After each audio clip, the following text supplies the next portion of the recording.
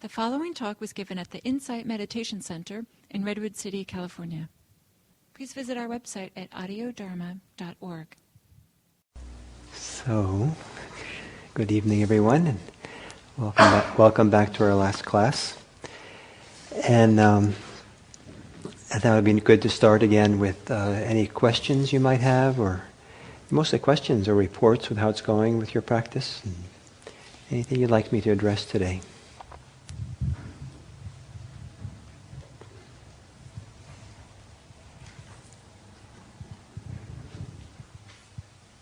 Everything seems clear, straightforward. Anything you want to ask about your own meditation practice and questions you have about it or challenges? I'm always game.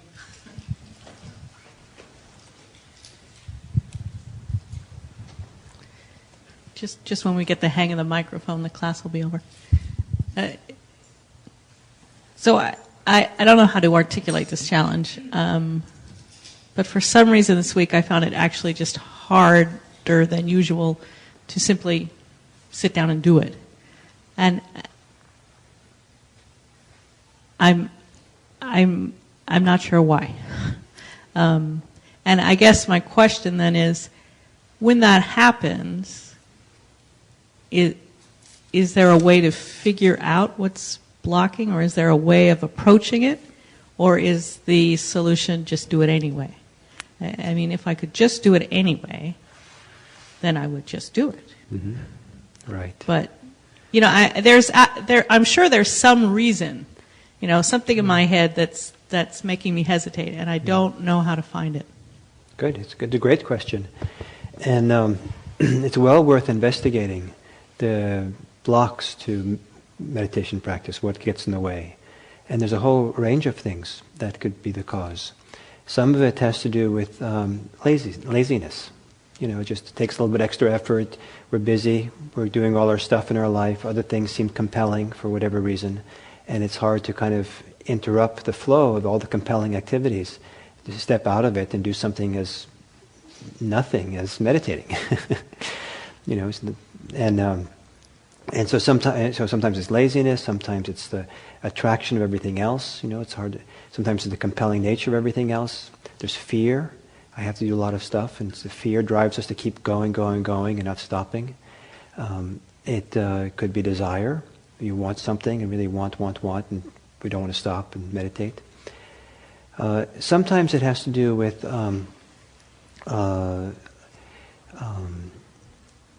resistance. And sometimes meditation is not good news. Sometimes meditation requires us to confront difficult parts of our life, things we'd rather not have to face. And so, or sometimes when the insights we get from meditation causes us to realize we have to change something in our life, but I don't want to change it. So I'd rather not meditate because I'm reminded of this. Sometimes meditation gives rise to new values in people. And those values are disruptive for our life. So, for example, when I was a new meditator, I was living on a farm with a couple of friends. And so that was a rural farm. Basically, that was our community, the three of us, the couple and I. And I started meditating, and meditation was quite nice for me. Every morning I'd get up and meditate. And I felt quite beautifully empty, like I didn't have to be my gill. It was just there, and I would come down to breakfast with my friends in this beautiful, relaxed, peaceful way. I didn't feel like I didn't have to do anything. And but they expected the old guilt to be there and be able to play the old kind of social games that we played nicely together, but still the old kind of personas and stuff. And I had no need for that. And I realized after a while that I had a choice of either losing my friends or giving up meditation. And so I gave up the meditation. And later, because I was so new to all this, later I learned how to negotiate those two worlds. So learning to be kind of in a nicely empty and be connected to people. But it took me a while to learn that. So sometimes we get changed and we don't know how to deal with that change. And so it takes a while. And what I didn't know, which I eventually learned, is one of the ways to negotiate something like that is to tell people. Share, tell them, I'm not sure, I'm meditating and I feel a little different than I usually do. I feel good. Don't worry about me. And perhaps, it's going to take me a little while to figure out how to be here with you in the new way. If I told my friends that, they would have been very supportive, but I didn't have enough sense at 21 to say that. And sometimes I know people, in meditation there are sometimes deep issues in oneself, unresolved issues that come up in meditation. Deep fears, deep memories of things that come up that we'd rather not look at.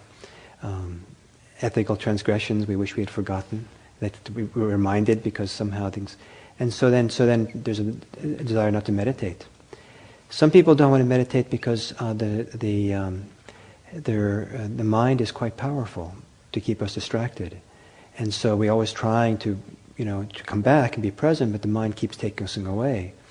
And, meditation is kind of like baseball, where, in baseball, a really good player fails 2/3 of the time, at bat. That's a good player, excellent player fails 2/3 of the time. Well, excellent meditators fail, a lot also. The mind wanders off and you come back, wanders off. So if you're success-driven, if that's kind of how a person measures their well-being or their whatever, meditation is not very good activity because most of the time you're going to fail. But failing is not really failing. Failing, the fact that the mind wanders off, shouldn't be seen as failure. It just means that we're kind of learning to work the mind, and we have to work it and come back. But it's very easy to see to judge our meditation as being a failure. It doesn't live up to the standards we have. Some people have very lofty standards for meditation, and they expect themselves to sit down and be a Buddha by Saturday. And I think meditation is really helped by great humility or humbleness. Not to be so idealistic about it, but be very realistic. We're trying to meet ourselves as we are. So excessive idealism can discourage people, and then they don't want to meditate anymore.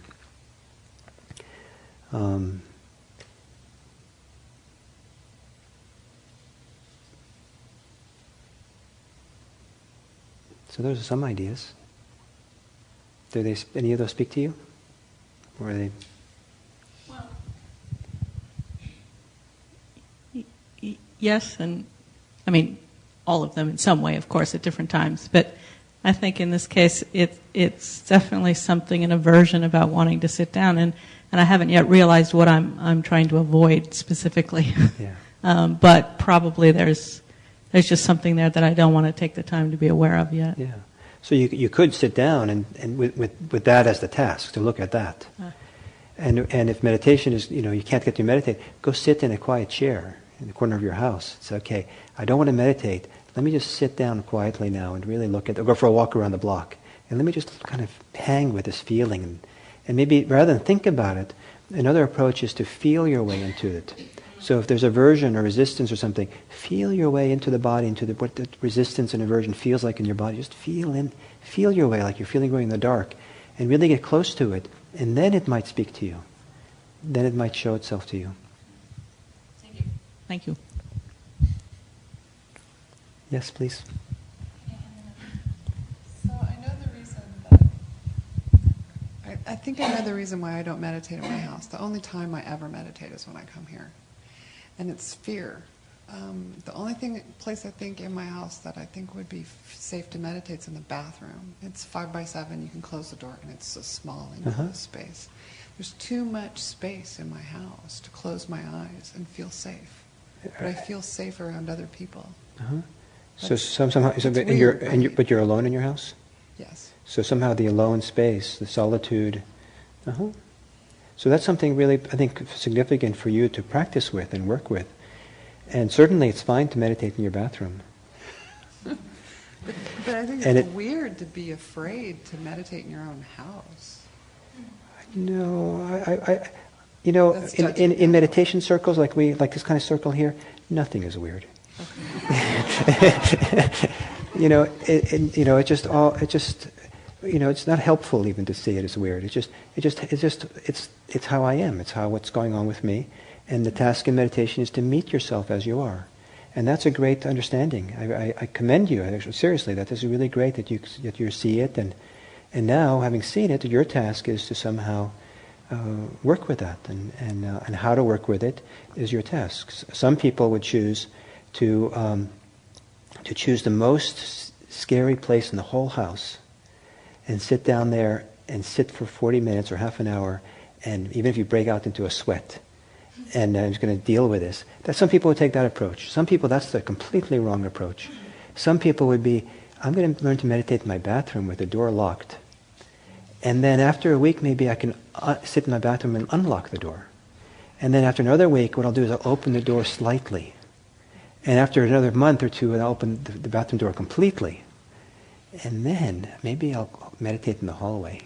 And slowly, That's too scary.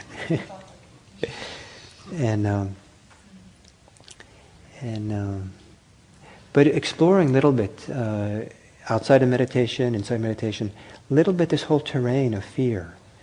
First, maybe consider what would it take to feel safe enough to begin having a dialogue with your fear. To ask it, to have a conversation with it. Would it take coming here? Would it take finding a friend? Would it be with a therapist? But to kind of get in dialogue with it. Chances are that if your fear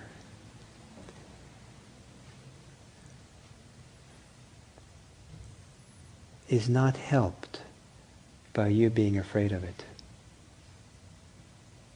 So your fear will be helped when you stop being afraid of it.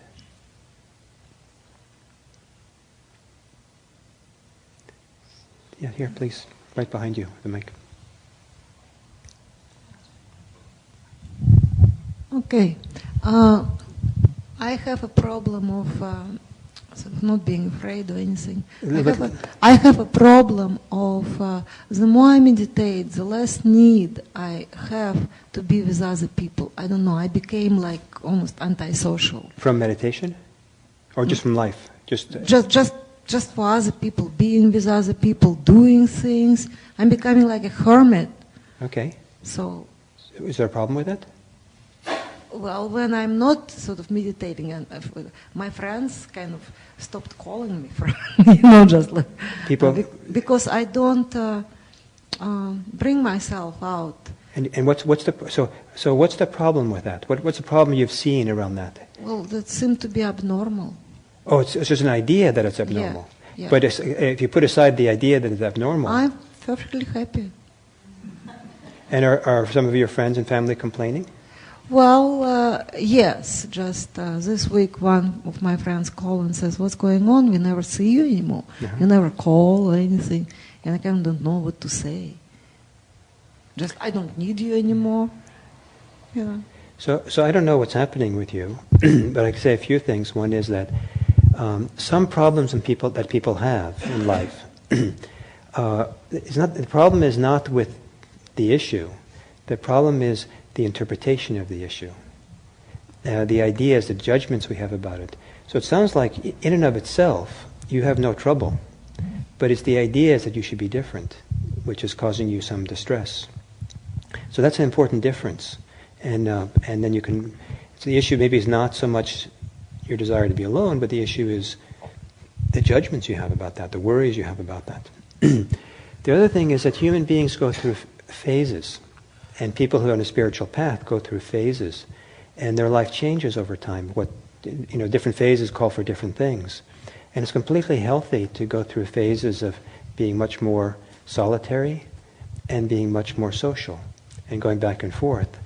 Different things happen. Different parts of our growth happens in these different modes. And also, as people get older, which I think is happening to you as well, is that as we get older, some people find that it's natural to want to spend less time being social as something else begins to happen. Some people find that being alone is fallow time. Fallow time is a traditional idea for something to ripen or develop. if you're doing mindfulness practice, at some point, if you're spending too much time alone and it becomes a problem, you'll notice some feeling of uneasiness with it, some feeling of something is off, and then you can correct for it. That's my thought. How does that sound to you? And you might need to tell your friends what's going on with you.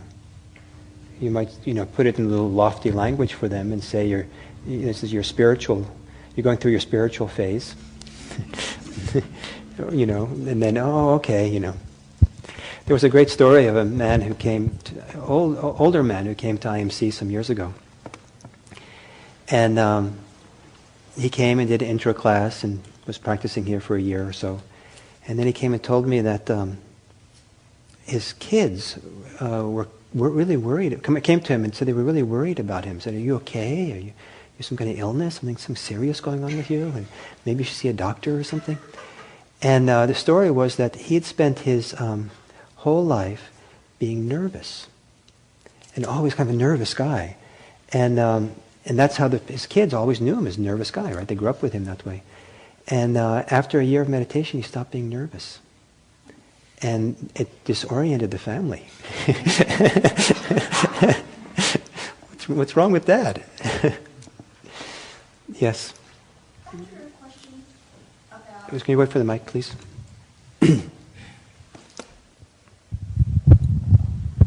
Back to her question about going into a smaller room.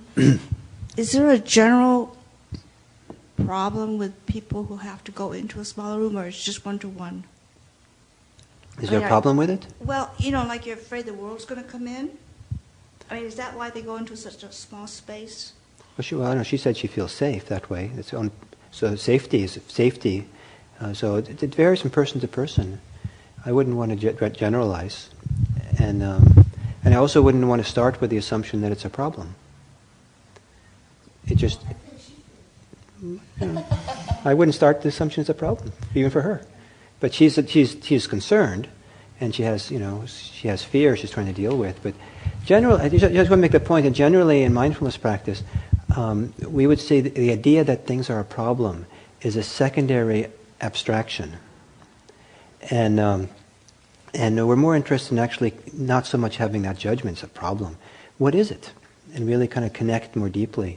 And as I think sometimes some of our so-called problems are distressing for us because we've called them problems.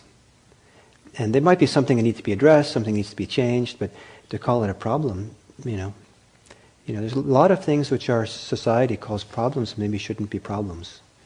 And we've seen that, for example, with children who have we call it learning disabilities. But some of the learning disabilities are only disabilities because of how our culture is designed. And in other cultures and times, they would have excelled in their culture for their abilities. And we call them learning disabilities. But so my son has dyslexia, and when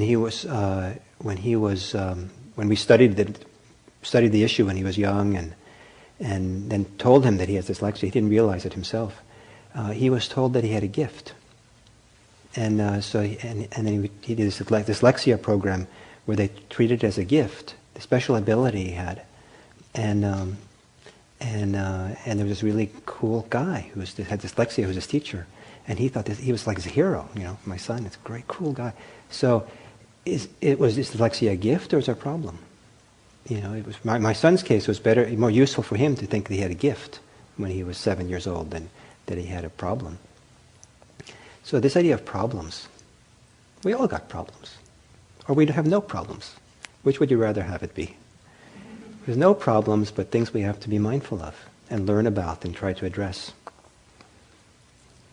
So I think that part of what we try to get across when people do mindfulness practice is that there's a very generous, a very broad attitude of acceptance, self-acceptance, acceptance of things as they are, acceptance of life, acceptance of others, that comes with the mindfulness.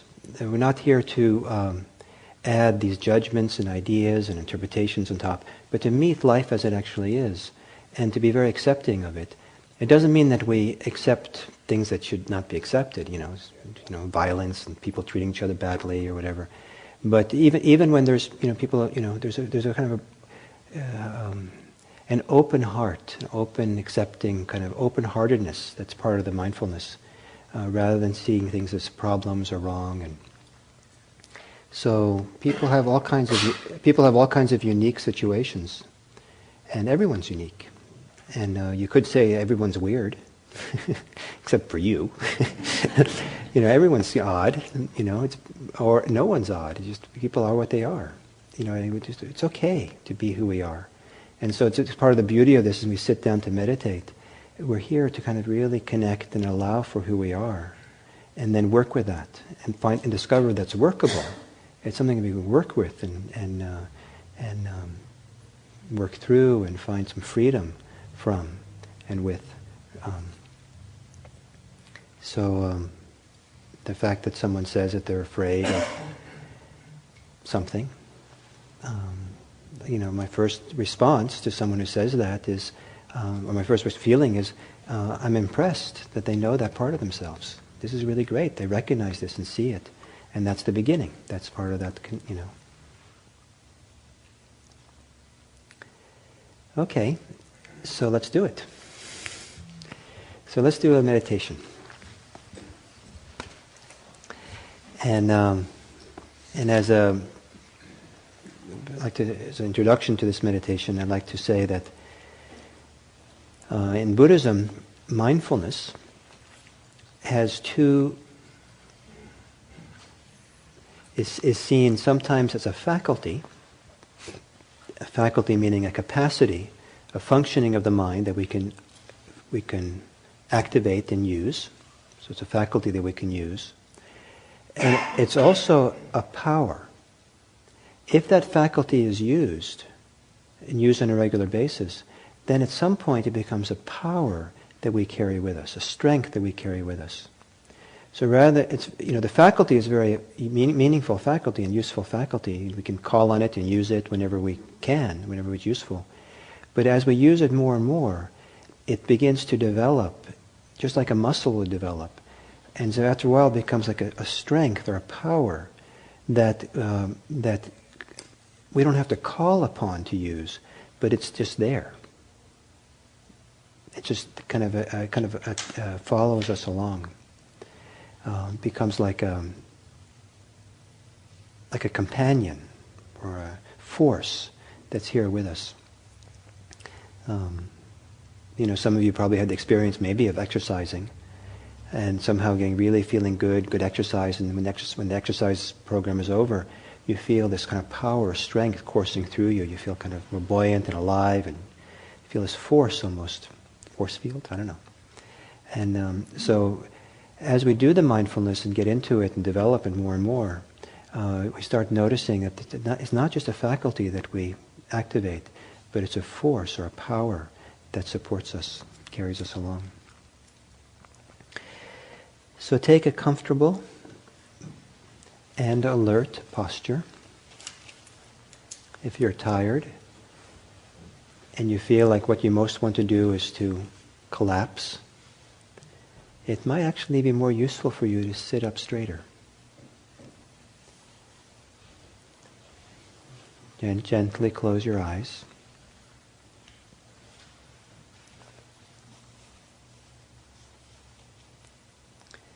And before doing anything else, if you tune in to yourself, recognize how you are right now. What needs acceptance? What about yourself? What about now that you can be open-hearted towards? Allowing, this is who I am now, this is what's happening. And not be in conflict with it.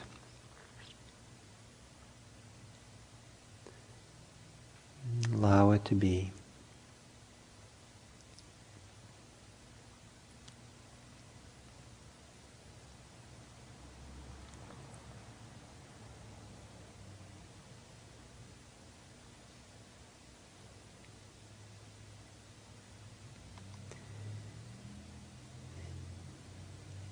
And perhaps with a kind of a global sense of yourself here. In the middle of that globe is your spine. Feel your spine, the vertebrae of your spine, your sitting bones against a chair, your cushion, and the center column coming up from base of your spine, up into the base of your skull.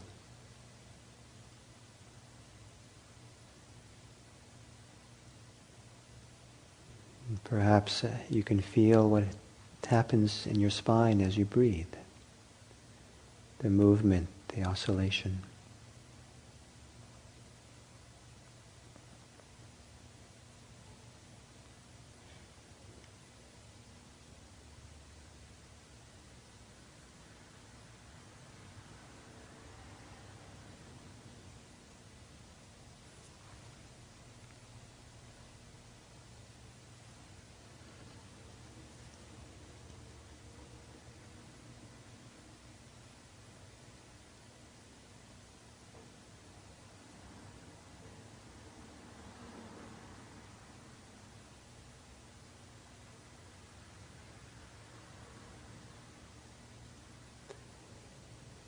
And then taking a few long, slow, deep breaths. As you exhale, softening and relaxing around that column of your spine, staying upright, but relaxing anything extra, any holding. Perhaps you can soften your belly.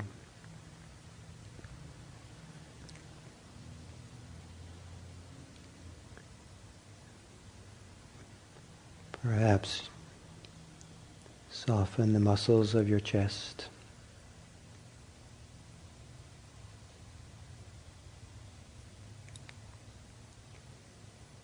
And perhaps the shoulders can be relaxed. Shoulder blades.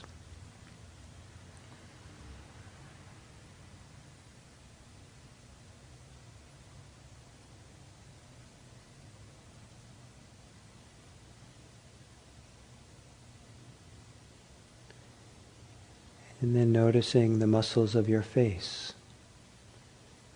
and relaxing the jaws,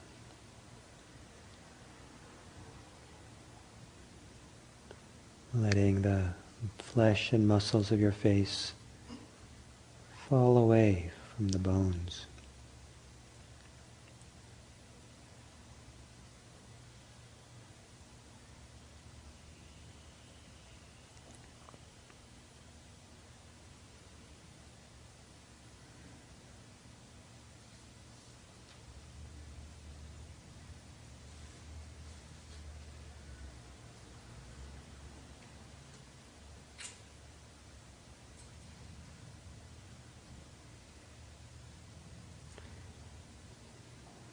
And then within your body, as part of your bodily experience, notice how the body experiences breathing. Breathing in and breathing out.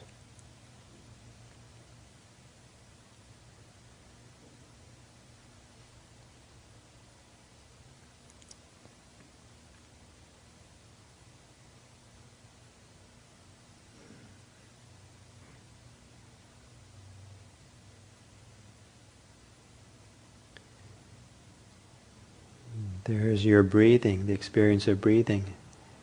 And there's the awareness of breathing.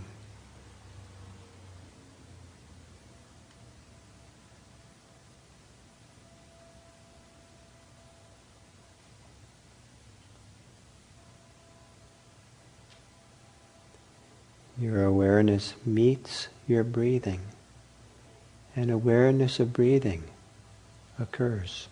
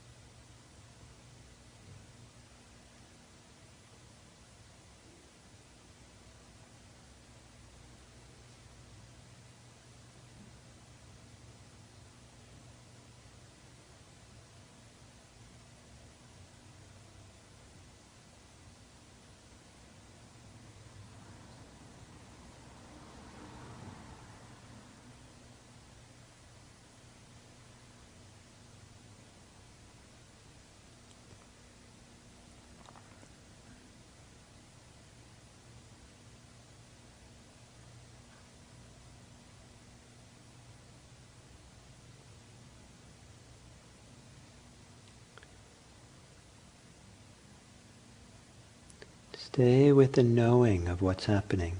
Knowing the breath, the in-breath, the out-breath. Knowing sounds. Knowing thinking. Stay in the flow of knowing, of recognizing, of being aware. Hearing.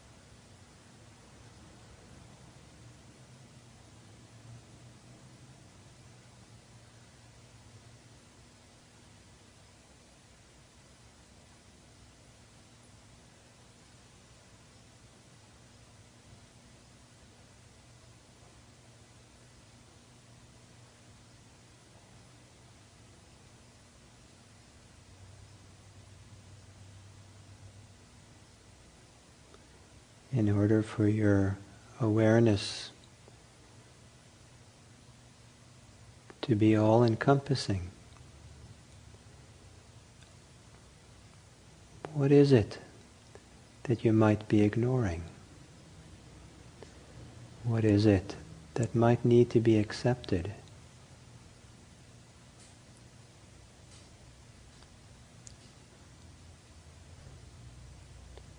So you can be more fully here.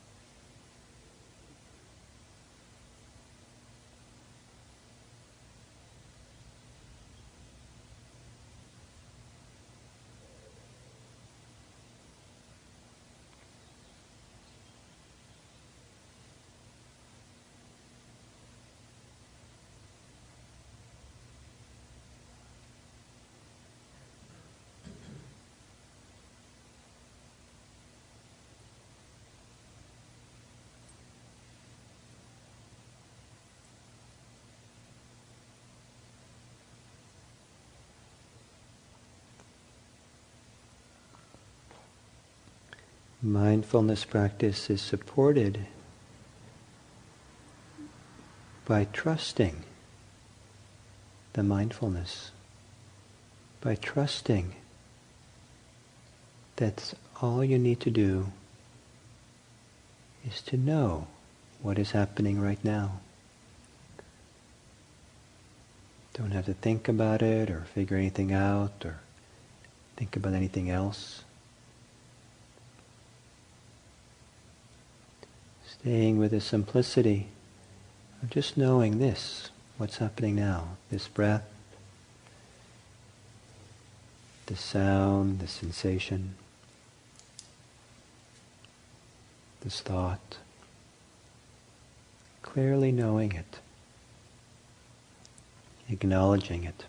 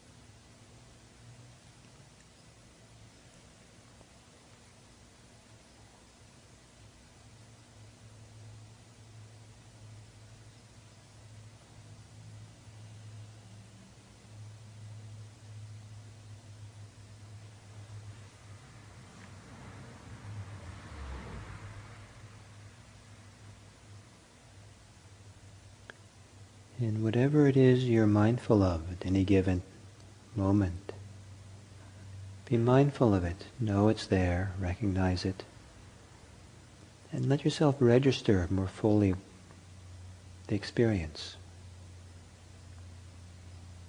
Take it in. Get to know it better.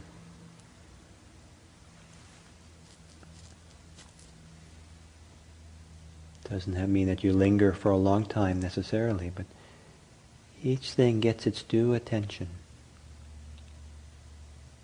until the next thing happens, the next part of the breath.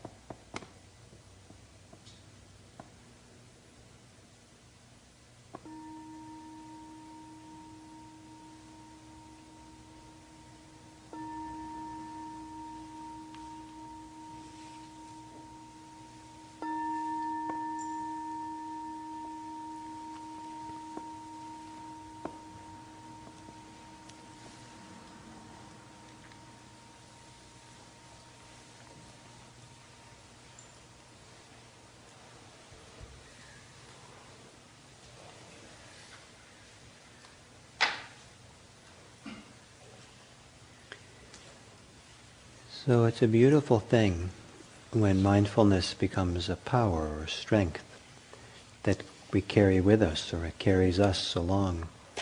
Because then mindfulness is not something you have to do so much as you have to allow for. It's there. There's a kind of strength of attention, of awareness, of presence. Strength of presence, it's there. And it's very interesting when there's a kind of strength of awareness which is there. that it also begins to shift a little bit who we think we are. Or shift a little bit where we think, what we have to be doing all the time, or a sense of personal responsibility. It's up to me to fix everything, or be mindful, or that I have to always be thinking about things, or analyzing things, or daydreaming about things. That there's a kind of a presence almost that we carry with us, that carries us, that kind of supports our life, and it's a place where we can rest, or a place where we can abide, or it can be a place where we can find our orientation in life. It's it's a kind of a part of ourselves, which is not our normal, maybe small self, or egotistical self, or self-centered self, or cognitive self, but something that's larger or bigger, or something that doesn't belong necessarily to the world of self-preoccupation. Some people, when the sense of mindfulness gets strong, when the sense of power of presence gets strong, sometimes will anthropomorphize that feeling. And sometimes some people will call it, the presence of God, because what else could it be? But it's this very strong sense of awareness or attention, which can be quite large, very spacious, very open, or very strong, that kind of becomes more important than almost anything else that goes on. So one of the secrets, of mindfulness practice, is that mindfulness is developed, has the best chance to develop and become the strength, become stronger for us, if there's a continuity of practice. If we practice it, every day, meditate 20 minutes a day or something, that's great. It's wonderful. But if we meditate 2 times 20 minutes a day, then we're training ourselves more, developing it more. If we're doing mindfulness all the time in our daily activity, then that chance of of momentum starts to build and becomes stronger and stronger. I've had the experience of exercising, like I started when I started running. The first 300 yards, I just wanted to give up. I don't want to do this. But then after those first 300 yards, then, something kicked in, it got easier. But then after, it just felt like in the beginning, it just felt like I had these lead boots on, or just all this resistance in my muscles, like I didn't want to do this. And I noticed that over the days, that not only did the resistance and kind of in my body drop away, but after a while, with the running, it kind of began kind of like having a life of its own. And it felt more like the body was running. It wasn't an act of will anymore. As long as it was an act of will, like I was forcing my mind wasn't forcing my body to run, it was kind of tiring for me. Or, I didn't always want to do it, and I'd get bored pretty easily. But once the body was running, and it kind of was conditioned enough, and developed enough, and strong enough, and had certain kind of stamina, I feel like I could get into this kind of groove, right? Something would click. And then, it was easy to run. I was surprised how far I could run sometimes, and I wasn't bored. Why wasn't I bored? I was running, 4 times as long as I did at the beginning when I was bored, and now I wasn't bored. It's because, something clicks. So mindfulness is the same way, that the more you practice it, something begins to click after a while, and it starts to carry us along, and it becomes easier and easier, like we're in the groove. It happens more. So the secret for the grooving on mindfulness, fitting in, settling into it, is the continuity, just like with exercise, doing it a lot, and so then looking for appropriate opportunities in our life to practice more of it is something that's very appealing to many people. And what I like to talk about is one particular area where mindfulness can be cultivated outside of meditation that you might find interesting too.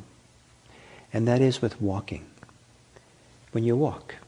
And maybe not at all the places and every time you walk, but there might be situations in daily life where you're walking actually could be a opportune time, wonderful time to do mindfulness practice. And if you're honest about, so for example, when you walk, like if you park your car, I don't know, your place of work perhaps, and you have to walk from the parking lot to your office, maybe it's a 5-minute walk.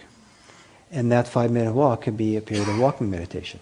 And if you're honest about, if you don't do walking meditation, if you just do life as usual, and notice what goes on in your mind, you probably, chances are that it's not that productive or useful or what goes on during those 5 minutes. Maybe it is for you, but there's a lot of unuseful things that mind does. And so it might be more useful actually to use that 5 minutes for walking meditation. Walking meditation is also something to be done, like if you're waiting. If you're waiting for something to happen, like you're getting your oil changed for your car, you could look at the car magazines they have there. That could be, very educational. Or you could just do walking meditation out in the parking lot. You can do it so people don't know what you're doing. He's pacing out there. Why is she pacing?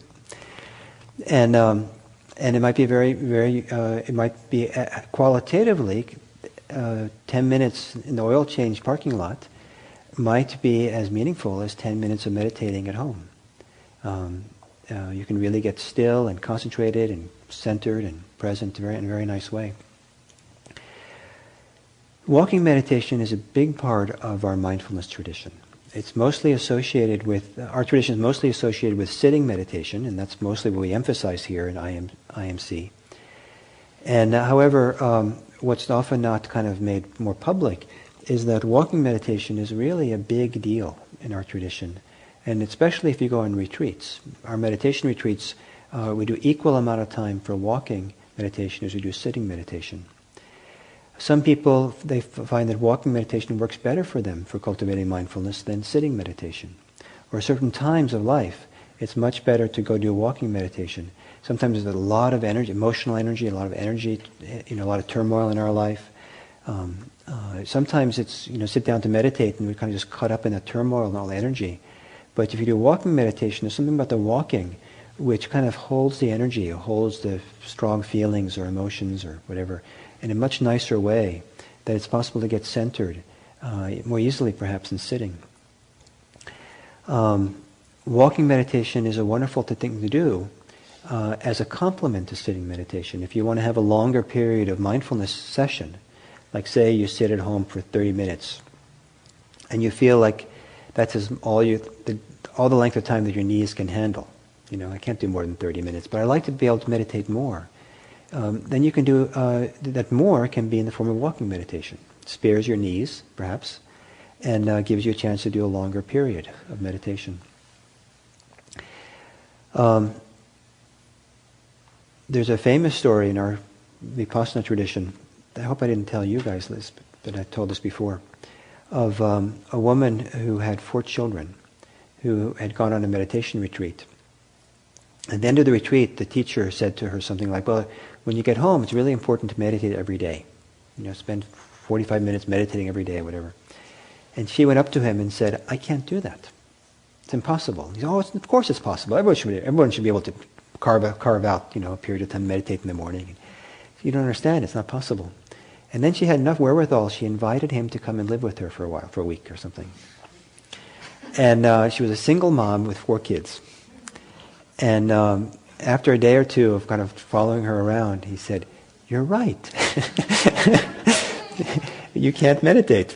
It doesn't work. So what he did was he then followed her around, and as she went about her daily life, he taught her how to be mindful in her daily activities. When she was washing dishes at the sink, how to really be there, so it was a mindfulness meditation as opposed to just washing dishes and thinking about your taxes or the kids or something. But in her house there was a hallway that connected all the rooms, so she had to walk through that hallway many times during the day. So he said, okay, this hallway is becoming your meditation hall, and whenever you step into this hallway, you do walking meditation to get to wherever you're going in that hallway. And she said this was really meaningful for her. And she did this for years, until her kids were old enough so that she could go on a meditation retreat again. And when she did, she had so much momentum, so much power in her mindfulness that she had this very, very powerful retreat because her mindfulness was so strong. So walking is something very ordinary that we all do, and so it's something that if you want to bring mindfulness more to your normal life, walking is a great place to begin experimenting with that. Walking meditation is done as a meditation practice of finding a walkway that's about 20 or 30 paces long and simply walking back and forth. And the speed with which you walk is up to you. And I suggest people choose a pace, a speed, which brings you a sense of ease. So the first task in walking meditation, just establish a speed going back and forth, which gives you some sense of ease. Nothing dramatic, some modicum of ease. When some people, when they're really angry, will go for a walk, because even though it doesn't, somehow it helps bring some ease or spaciousness, or somehow a more satisfying way of being. And maybe if you're angry, you walk fast. That's what works best. So any pace at all works. My teacher in Burma, whenever I saw him doing walking meditation, he was power walking. I'd have to kind of run, to keep up with him, back and forth. It was quite something to watch. And so that's allowed. You can, power walk, race back and forth. And I've done that sometimes when I had a lot of difficult energies arising when I was meditating, and I just couldn't sit still. And the only way I could handle it was I just paced back and forth really fast, back and forth in the meditation monastery. So, or it can be really slow, or it could be a street pace, or it could be any pace. So it is, your job is to find a pace that gives you some sense of ease. And then once you have that sense of ease, is to begin settling your attention into your body. It's a physical meditation. It's very clearly involves sensory awareness, sensation awareness, kinesthetic awareness, being aware of somatic experiencing, what's going on in your body as you walk. So not thinking about it, but sensing and feeling, almost from the inside. Some people find walking meditation is very helpful because it involves movement and more bigger movements than sitting meditation. It's easier to stay engaged, and it's easier to free themselves from their thinking because they can kind of just stay connected to these big physical movements of walking. Some people find the opposite. Some people find that actually it seems to them they think more when they do walking meditation than when they sit. Some people get discouraged when they notice that. But I was taught, don't get discouraged by thinking you're thinking more than when you're doing walking meditation. You might be, but you actually might not be. It's just that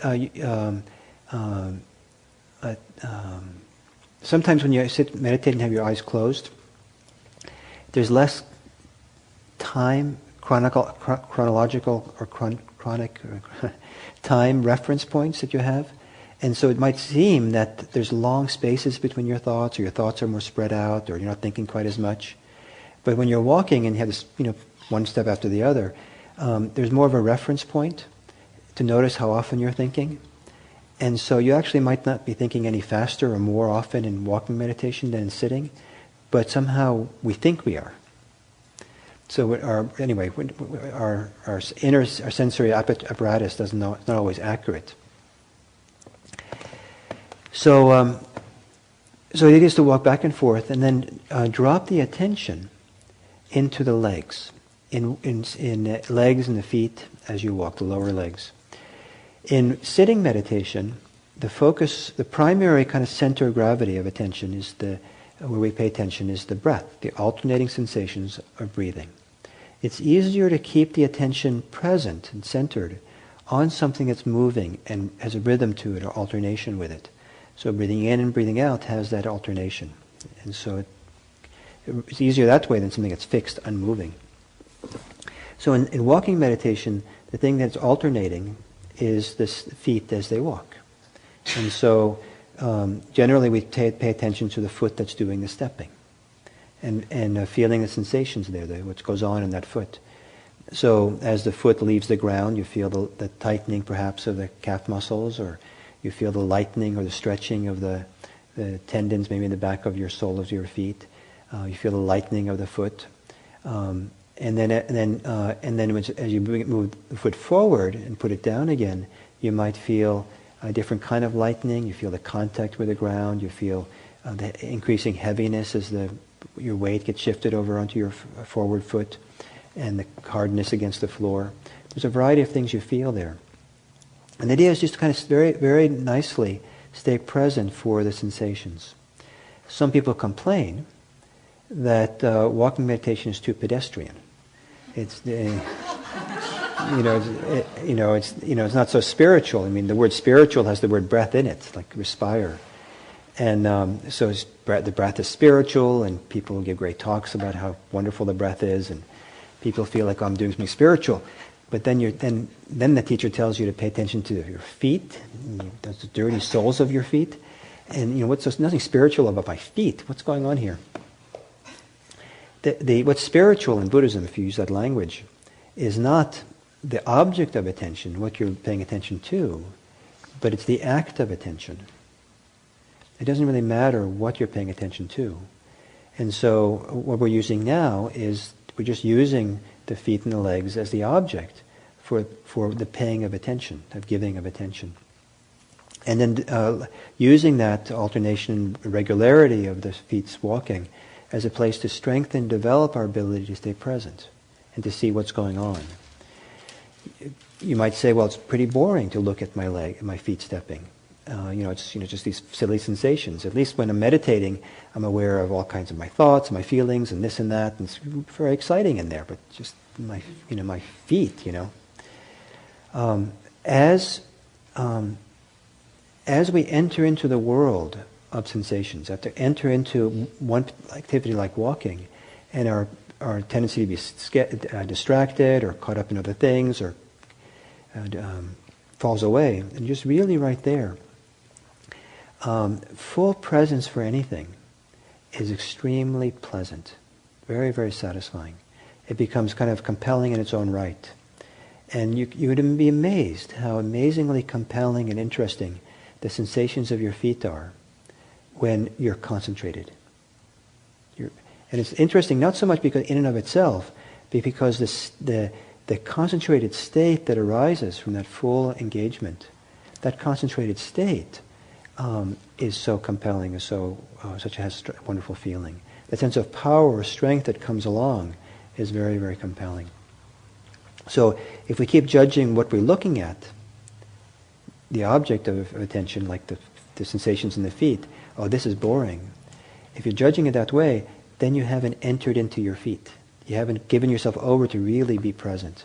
You're holding yourself a little bit removed. There's some aversion, some resistance going on, some judgments going on. And so to overcome that boredom, you have to kind of allow yourself to really surrender, in a sense, to just this one little activity of stepping. So then we walk about 20 or 30 steps back and forth. And then when you get to the end, if you turn around and can go back and forth. If you're walking at a regular street pace, then most people will just pivot and turn and just pivot around and just keep in one continuous movement and keep going. But I find that if you're walking slower than a normal street pace, it's actually very nice to come to the end of your walk, stop, turn around, stop, and then start again. And the stopping gives you a better chance to be mindful, notice what's going on. I've noticed that if I walk continuously like this, that'll mask the continuity of my thinking. Because I have an amazing ability to think, get caught up in my thinking. And I don't even know that I'm thinking, because I'm thinking so well. But if I stop, I kind of for a moment there, I kind of get my bearings. Oh, I'm thinking, and then I can let go and turn around and stop and then start. And so by walking 20 paces and then noticing, I'm more likely to start fresh each time and not kind of, be continuously thinking. Sometimes if I'm thinking, a lot, I'll stop in my tracks and just stop. and close my eyes and take stock, just noticing, oh, here's thinking, be mindful of that. And then when I'm no longer caught by that, then I'll start walking again. Some people find that as they get into walking meditation, they will naturally walk really, really slow. Sometimes if you ever go on a meditation retreat, there are people who walk so slow you wonder if they're even walking at all. Not that it's desirable to walk really slow, but it might just have a natural feeling that as you get into it more and more, that you'll naturally find yourself wanting to go slower and slower. It's kind of as you get into it more and savor it or feel it. Generally, when we do walking meditation, it's best to have the eyes down, about 45 degrees. It's often good to choose a place for walking meditation that there's not a lot of things going on that catches your eyesight, if you can. And just 45 degrees down so you're not kind of looking at things. It's not looking meditation, we're doing walking meditation. And it's also helpful to use the mental noting. So the mental noting is using a very, very simple thought to help you stay present, rather than have your thinking be idle, you do whatever it wants, and it carries you away. So you're giving your thoughts something to do, but a very, very rudimentary form of thinking, just a simple label. And it can be as simple as labeling stepping, for each step, step, step, or it can be right, as the right footsteps, left as the left footsteps. What's nice about that is that sooner or later you'll notice yourself saying right for the left foot and left for the right foot, and that's an indication that your mindfulness has slipped a little bit. And you maybe need to kind of start over again. And then when people walk, when in our tradition, when people walk slow, somewhat slow, there's what's called a three-part step. And that is to note in the mind lifting as the foot goes up, moving as it swings through the air, and then placing as you put it down. Lifting, moving, placing. And that works best when you're walking really slow. If you're walking fast, maybe all you're aware of is a contact of the soles of your feet against the ground. If you're walking really slow, then there's a whole series of subtle sensations you might be aware of as the foot lifts and moves and places.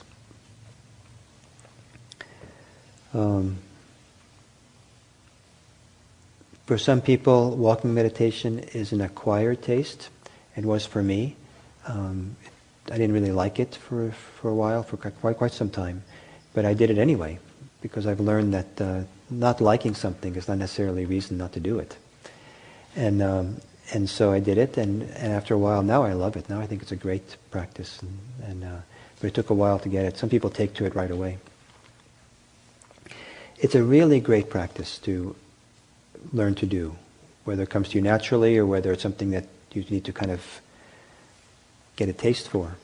And it really helps in bridging the sitting meditation with our daily life. So that in daily life, if we want to bring mindfulness in daily life, the walking kind of is a nice bridge, because walking is something we do in daily life all the time.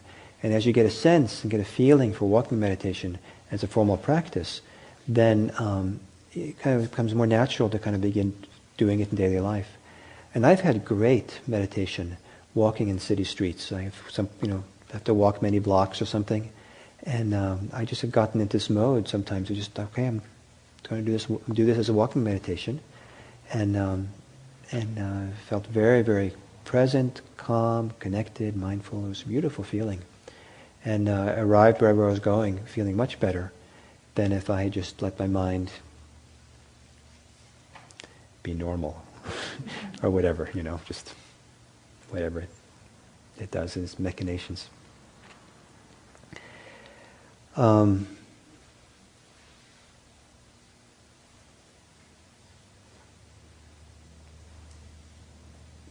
what I'd like to do to give you a little bit of experience of what this walking meditation is like is for us to do a kind of an exercise standing. So if you'd all could stand. If for some reason balance is a little bit hard for you, you can hold on to the edge of a chair if you'd like. So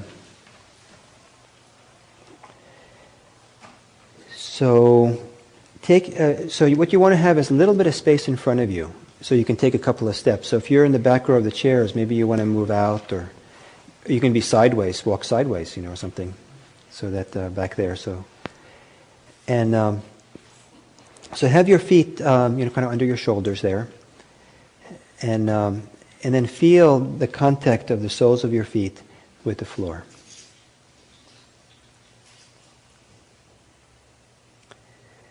And maybe you want to close your eyes. And notice if the weight of your body is balanced on both feet. And balanced on your feet. So you're not kind of leaning forward, most of your weight is on the balls of your feet, or most of your weight is on your heels. You feel yourself the weight is spread evenly on your feet.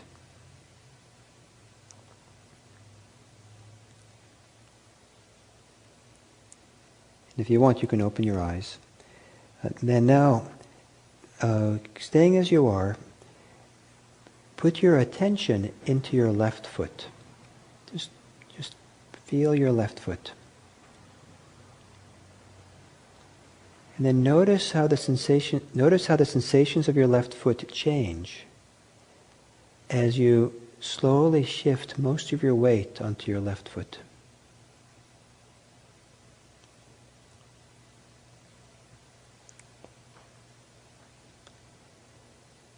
And then hold. And notice how the sensations in your left foot differ from the sensations in your right foot.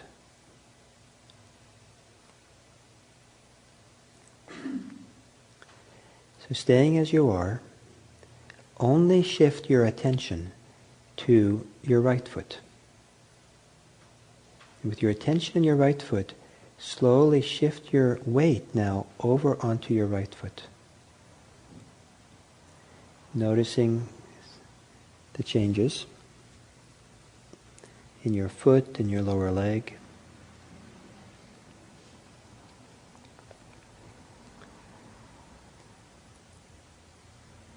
And then, staying as you are, shift only your attention by putting now your attention into your left foot. And then, keeping your attention in left foot, feeling what happens there, take a small step with your left foot. And shift your attention on your weight onto the left foot.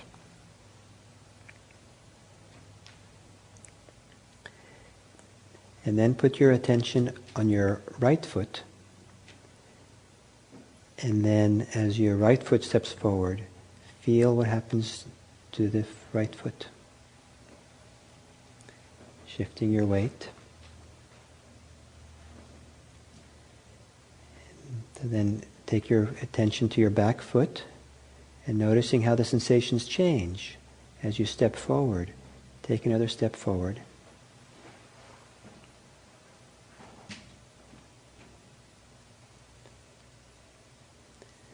Okay, so why don't you sit down again?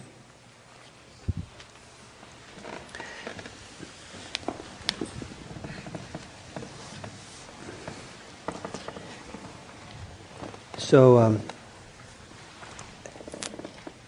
those sensations that you felt in your foot are the world of walking meditation. That's where you enter into that world and feeling those. Whenever you come back and feel those experiences in your foot, you are turning you're not giving your attention to your thinking and being caught in your thoughts. So you're coming back to being present, and you're learning to let go of preoccupation and learn to develop more presence there. We walked, the steps here were pretty slow, very slow, so maybe you can be aware of a lot. If you're walking fast, you're not going to be aware of so much subtlety. But that's still the place, the locus of attention is down there in the feet to feel those things. Now, as I said maybe earlier, it takes a while to learn that it's okay or desirable to keep the attention in something as basic as the feet. But I think that as we kind of get into it, you'll learn about the tremendous advantages of concentration, of calm, of stillness, of focus, of mindfulness that comes from cultivating attention as you walk. It's a wonderful way to go about daily life at times. It prepares us for all kinds of things we're going to do. allows the mindfulness to develop throughout the day in different situations. So I'd recommend that you try it. Some people find it very helpful to do some walking meditation before they do sitting meditation. In fact, my teacher in Burma, my meditation teacher, he kind of was very strict with me when I was in Burma. He said, "Gil, never do sitting meditation before without first doing walking meditation." And so in Burma, I always did that. When I came back for a number of years, I always started with 10 minutes of walking meditation before I did sitting meditation. And some people find that very useful. To do, so it's more movement. Some people are more kinesthetic. Some people, movement kind of works better for them to feel connected. And once they're more connected, it's sit down to meditate in the sitting posture. So that's kind of a basic introduction to walking meditation. I have a handout for you about walking meditation you're welcome to have here. But now it's your turn. Do you have any questions about that? Yes. Sort of more related to previous. Sure, please. In your guided meditation, you mentioned like opening up, and I noticed that through the meditation process of doing more intensively, I feel like I have this, like I'm open, I'm more open, and I feel more, and which is sometimes good, but not always, because. I also I feel like I'm more, that it's like, if you get your feelings hurt, whatever, it hurts more. And it's just more distracting, especially if you're in a meditation or if you're being mindful and you're aware that you're feeling more than it's comfortable. And I find that's distracting. It's distracting because, I'm aware that it's very self-centered. Sort of thing. Right. It's like, oh, poor me, whatever. That feels, I didn't like that, or that was disrespectful, or whatever. Right. As I was working, as I was ruminating about that, I realized, I was able to, it lifted some, and I was able to sort of just focus on that feeling. And I felt that it actually lessened that whole experience. Right. Beautiful. So I think you did exactly what I would have instructed. That is, if you feel you're being more open or more present, you feel that things are stronger in a way that's uncomfortable for you, it helps to kind of bring your attention to try to pinpoint best you can where the place of discomfort is. Because it might not be the whole show, but it might be a particular aspect of it. There might be a little bit of fear around it, there might be some judgment about it, there might be some involvement with it. That really is a source of the discomfort. It might not be the intensity of the feelings, the problem. It might be something else. It might be the self-referential ideas. This is embarrassing. I'm in a meditation center and I'm supposed to be calm, and here I am agitated. And being agitated is not the problem, but it's the relationship we have with it. So to look and see what's actually the source of the stress that's going on. What's the source of the distress that's happening. And sometimes you can try to tease apart to find more details. Some people find that meditation practice will, at times, make them more acutely aware, stronger. Things become stronger, more acute, more clear. And sometimes it's quite beautiful. The food tastes more clearly, stronger. You go outside and you see your environment in a much more clear, crisp way than you did before. So, wow, I had no idea it was so beautiful here. Wow, the leaves are shining. And sometimes feelings and thoughts can be much more acuteness around them as well, and it can feel really great. Sometimes, as we meditate, there are some inner things that don't feel comfortable become much more strong. Sometimes they become stronger because we're more aware of them than we were before, and sometimes the awareness is like having opened like a door. And they come flooding up in a stronger way. They actually become stronger because we made space for them. Maybe they've been held at bay for a long time. And so there's a transition period as we kind of deal with the backlog of strong emotions need to come up. And sometimes as we meditate, there are certain feelings and emotions and things that actually get calmer when we meditate. because we're not so involved or invested in them. So there might be, you might be angry, someone might be angry about something. And the usual ways when we're angry is we get into feeling justified and defending ourselves in anger, and we kind of just work up steam. And we feel it pretty intensely. But when we meditate, you just let anger be anger. You don't think about it. You don't think the story about that no good, lousy guy. And so it's not being fed. And actually the emotions are still there, but they get much more calm. They don't get so dramatic. So all of the above happens. And so I would encourage you that if you find that in being more open and present in meditation, your feelings and stuff become more strong and more intense, be very accepting of that. It's fine. And your task then is to be more mindful of that and discover what's going on in a deeper way. And I'm confident that if you bring mindfulness to that, you'll find that it's quite workable and probably very meaningful for you to go through it. Was that clear enough? Yeah, there's a lot. There's a lot. I apologize if I talk. Sometimes I have so much to say. It's an occupational hazard. Yes. I actually have two questions, but I'll ask one of them first, and then if there is time, the second one. You mentioned for walking meditation not to look because it's not a looking meditation. Since I'm having a hard time, by the way, getting myself to sit down and meditate, so I try to take advantage of like washing dishes or when I'm exercising. So generally when I walk, it's for exercise. And for that, I usually do it at a park. And at this park, there are sights and sounds. And my question is, since the bottom line, the whole idea is developing mindfulness, i.e. developing paying attention and sustaining attention, which was one of your subjects a couple of weeks ago. What is wrong with, or is that maybe cheating? What is wrong with, like, if something else catches our attention while walking, and generally there are things that catch my attention when I'm walking. A cute little bird or a cute little child running or whatever, sights and sounds of nature. Right.